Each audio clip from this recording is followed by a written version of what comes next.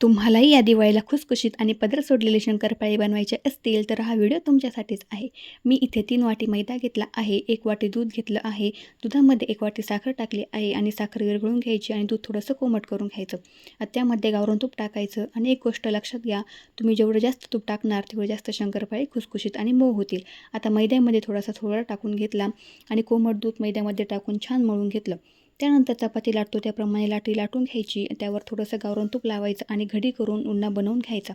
याने काय होईल की शंकरपाळ्याला पदर खूप छान पडतील. त्यानंतर लाटून तुम्हाला पाहिजे त्या आकारामध्ये शंकरपाळे तुम्ही कापून घ्या. गरम तेलामध्ये तळून घ्या आणि गॅस मिडियमच ठेवा आणि तयार आहेत आपले खुसखुशीत आणि पदर सोडलेली शंकरपाळी. त्यानंतर तुमच्यासाठी मी अजून एक गोष्ट घेऊन आली आहे. आता धनतेरस येत आहे. त्या पूजेच्या मांडणीसाठी माझ्याकडे 4 छोटी-छोटी मटकी होती. 2 मटकी रिकामी ठेवायची आणि 2 मटकी अशी पेपरने कव्हर करून घ्यायची.